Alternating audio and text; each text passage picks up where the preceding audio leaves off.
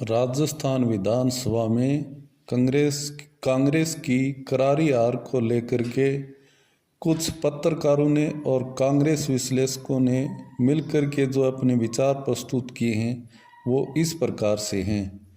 उन्होंने कहा कि यदि अशोक गहलोत कांग्रेस के राष्ट्रीय अध्यक्ष बन जाते और मुख्यमंत्री की कुर्सी अन्य किसी व्यक्ति के लिए छोड़ देते तो अच्छा होता। उन्होंने जो एक बात पकड़ रखी थी कि कुर्सी मुझे नहीं छोड़ रही है, तो ये जो बात थी वो कांग्रेस को ले डूबी, ऐसा कांग्रेस के विचारकों का और विश्लेषकों का अनुमान है।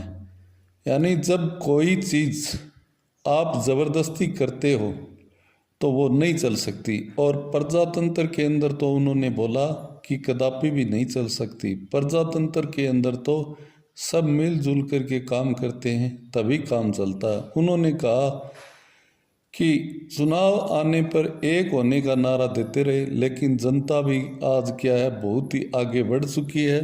राजनेताओं से भी आगे जनता को बताया, यानी जनता जो भी फैसला लेती है वो विवेक से ले रही है। इसी कारण से गहलोत की जो जन कल्याणकारी योजनाएं थी उनका फायदा गहलोत को नहीं मिल सका, यानी कांग्रेस पार्टी को नहीं मिल सका।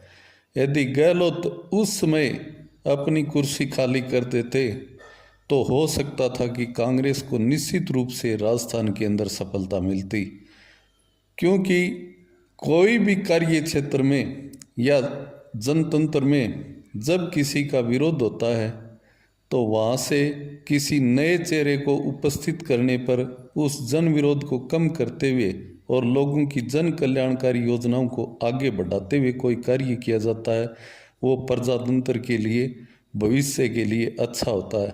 लेकिन गहलोत साहब इस बात को नहीं समझ सके और उसी का खामियाजा राजस्थान के अंदर इतनी बड़ी कल्याणकारी योजनाएं होते हुए भी कांग्रेस को क्या है, हार का सामना करना पड़ा। इसके लिए उनको 5 साल अब इंतज़ार करना पड़ेगा, ऐसा कांग्रेसी विचारकों का अपना मत है। और उन्होंने आगे फिर से कहा, यानी ज़रूरी नहीं था कि सचिन पायलट को मुख्यमंत्री बनाया जाता। यदि उसी समय सभी विधायकों की वोटिंग करके और जो हाईकमान था उनके आगे ही गुप्त वोटिंग करके और किसी एक को नेता चुन करके और सबकी राय मशवरा लेकर के यदि ऐसा काम किया जाता तो कांग्रेस को ये दिन देखने नहीं पड़ते।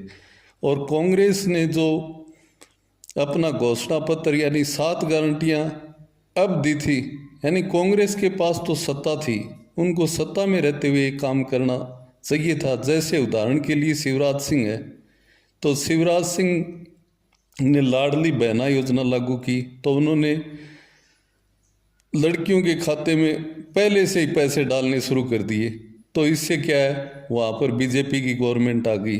फिर दोष जनता को देते हैं, यानी ऐसे कांग्रेसी विचारकों के और विश्लेषकों के अपने मत हैं, इसमें हमारी कोई राय नहीं है। यानी उनका कहना है कि कोई भी जब प्लान होता है तो सत्ता वाले को सत्ता में रहते हुए अपना काम करना चाहिए। यदि अशोक गहलोत वो फोन न वितरण करके सभी महिलाओं के खाते में 10,000 रुपये डाल देते तो इसका परिणाम और ही होता, लेकिन वो समय रहते कोई काम करना पड़ता है। यानी जब आप सत्ता में हो और आप कहोगे कि आगे आने वाले समय में हो जाएगा, तो आप अब क्या कर रहे हो, आगे आने वाले समय के लिए और काम भी बहुत है। जब कोई भी काम की घोषणा जो सत्ता के अंदर है उसकी घोषणा को जनता वो स्वीकार नहीं करती, वो तो सत्ता के अंदर है उन लोगों से वो कार्य करवाना चाहती है। इसलिए ये जो गहलोत का जो चिपको आंदोलन था, यानी कुर्सी मुझे नहीं छोड़ रही है, ये कांग्रेस को ले डुबा, इसके अंदर कोई दो राय नहीं है, ऐसा कांग्रेस के लोगों का कहना है। यानी कांग्रेस के लोगों के अंदर इतना आक्रोश है कि एक व्यक्ति जो अपनी जिद्दबाजी के अंदर पूरे राजस्थान के अंदर सत्ता को खो दिया, और इससे बढ़ कर के क्या हो सकता है। यानी इसमें ज़रूर किसी सुनने वाले को गुस्सा आएगा, क्योंकि कोई गहलोत का समर्थक हो, कोई कहेगा ये सचिन पायलट को बनाना चाहते। इसमें ये कोई बातें नहीं होती, चाहे सत्ता किसी भी की हो, लेकिन जन कल्याणकारी योजनाएं जो लोगों तक पहुंचेंगी और लोगों को जो फायदा होगा वो ही सत्ता अच्छी होती है। चाहे उसके अंदर मुख्यमंत्री कोई भी बने, उप मुख्यमंत्री कोई भी बने, सत्ता किसी की भी आए, लेकिन जो जन हितकारी योजनाएं जो होती हैं उनको लागू करने वाला कोई अच्छा व्यक्ति होता है और उसका जनाधार होता है, तो निश्चित रूप से जनता को उसको फायदा मिलता है। और जो ऐसी गवर्नमेंट आ जाए जो जनता के हित के लिए कुछ नहीं सोच सकती, तो उससे क्या है, जो 5 साल हैं वो बर्बाद हो जाते हैं, ऐसा कांग्रेस विचारकों का कहना है।